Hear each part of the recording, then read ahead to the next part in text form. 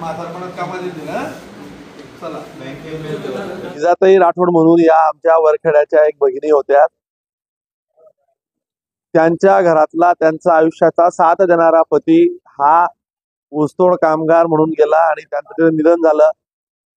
शासनाच्या योजनेच्या माध्यमातून आज जिजाताईला 5 लाख रुपयाचा धनादेश आम्ही त्यांना सुपूर्द केला. खरं तर घडलेली घटना दुर्दैवी होती, परंतु ऊसतोड कामगारांच्या पाठीमागे सरकारच्या माध्यमातून कायम उभं राहण्याचा प्रयत्न मी केला, करत आहे आणि करत राहील. जिजाताईला आज कुठल्याही शासकीय याच्या पायऱ्यांना चक्रा न मारता अगदी स्वतः बोलून आज शासनाचा 5 लाख रुपयाचा धनादेश आमदार म्हणून मी त्यांना सुपूर्द केला. खरं तर निवडून आल्यानंतर मुंबईच्या या सगळ्या गडबडीत मी आज मतदारसंघात आलो.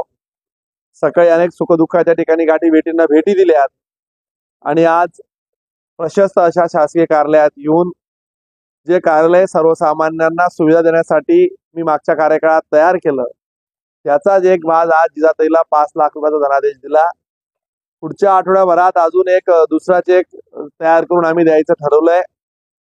शासनाच्या ज्या ज्या योजना असतील त्याची अंमलबजावणी प्रभावीपणे पार पाडून सर्वसामान्य लोकांना त्या योजनांच्या माध्यमातून दिलासा देण्याचं काम लोकप्रतिनिधी म्हणून मी करणार आहे.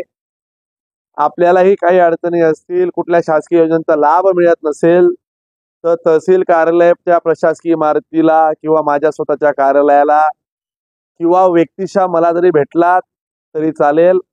सगळ्यांना मदत करण्याची भूमिका घेऊन मी काम करणार आहे. जिजाताईला हा जो चेक मिळाला तिच्या भविष्याच्या उदरनिर्वाहासाठी, तो तिच्या प्रपंचासाठी कामात येईल हा आशावाद व्यक्त करतो.